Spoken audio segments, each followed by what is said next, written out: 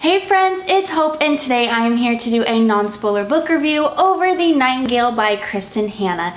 This is a historical fiction novel centered around two sisters who are thrust into the ugliness of World War II. These two sisters have to come together to learn what love, forgiveness, and acceptance is like, and they also have to learn how to fight and survive the war in their own way and figure out how to deal with the toll and the ugliness that surrounds them day by day. I've had the privilege of reading a few Kristin Hannah books, and what I found about the books that I've read by her is that I usually love her writing. I'm captivated by the story that she tells, but I necessarily don't fall in love with her main characters. A lot of them to me are hard to love at first, but with that said, she does a great job at writing characters who develop throughout the story. They have a lot of relatable qualities, they have a lot of depth, they aren't surface level characters. And the characters in The Nightingale were no exception, to my opinion, of the characters that she writes. In this book, we follow Isabel and Vianne.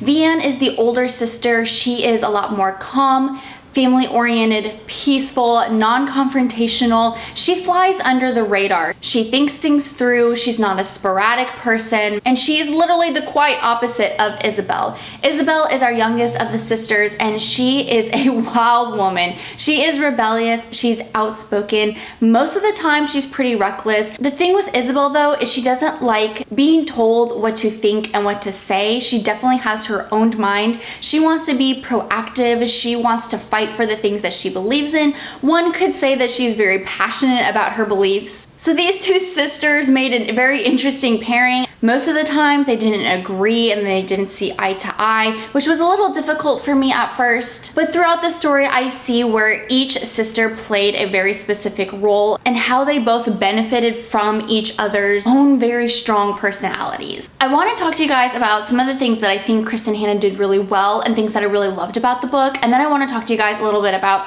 what I didn't love it so much, and then I'll just give my overall opinion of this novel. First, I want to say that this novel has so much praise on Goodreads, and I've heard from multiple people that this is one of their favorite Kristin Hannah books, and I can see why. There are definitely some themes in this book and just the way that Kristin Hannah writes a story that is very appealing to a reader. And one of the things that I loved most was we were getting a World War II historical fiction story told from a different perspective. And Kristin Hannah wrote this from two women's point of views. We see it through their eyes. They are left at home while the men are fighting at war. You see their quality of life deteriorate in front of their eyes. They have to take care of their children on their own. They have to worry about their friends who could potentially be in danger. You see different communities like the resistance, the Jewish community, the Catholic community, the community who has to take in the Nazis to their own home. These women are fighting in their own way, and I loved that aspect of this book. So I loved how this book captured the war through eyes of different people, but most of all, I loved how Kristin Hannah portrayed the enemy, which I know you're probably like, Hope, what the heck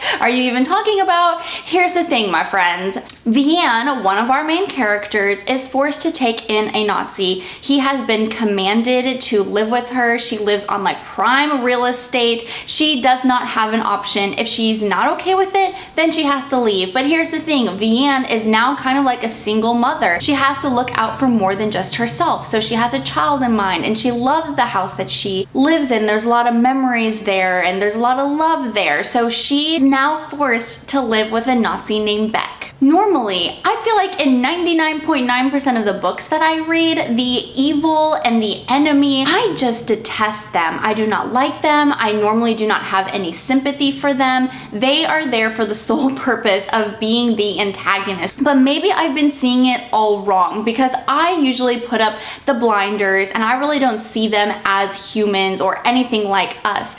But when I read this book, Kristin Hannah just spoke some really harsh truth into my life. She did a great job at humanizing the enemy. I saw Beck as more than just a Nazi. I saw him as someone who was put in a situation that he necessarily maybe didn't want to be in. He was just like you and I. He had a family back at home. He had friends that he cared for, that he loved. He was just trying to do his job to get by. that he had a life outside of being the enemy. My favorite character in The Nightingale was Beck. He was the enemy, he was the Nazi, he was the boy I was not supposed to like. But she did such a great job at giving him human characteristics where, as the reader, I stopped to think, oh my goodness, Beck deep down inside is a good person. He just had certain qualities about him that I learned to admire and that made me sincerely root him on. But that brings me to what I did not like about this book, and it kind of has to do with Beck.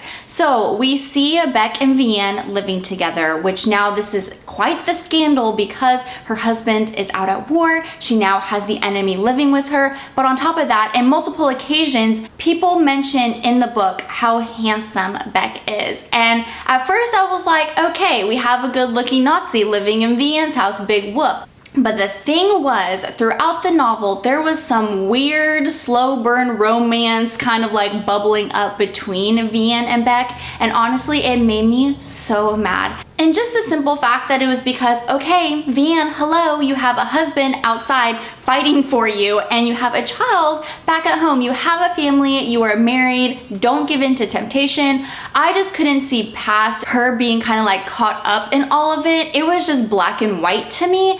And I just had a major issue with that. So much so that I seriously really wished that Kristin Hannah wrote Vianne's character as a single woman. I wish that she would have made Isabel's character a married woman with a child, and I just wish Vianne was a single woman because I loved Beck so much that I wanted to root for him 100% to be with Vianne instead of having these conflicted feelings. Now this slow burn romance build-up thing goes on for quite a long time. So every time I read about it, I just got frustrated and I was so mad at the book. And I had expressed that in my Goodreads review, and my friend Tanya, who I know really loved this book, and she has the most amazing way of expressing her thoughts like in writing. But she commented on my Goodreads review and what she said was just so profound, and I'm like, yes girl, yes. So I am going to read you what she said as a response to like my anger of the whole Beck and Vianne situation, because what she said is very important and is very vital to the story. All right, this is what she wrote.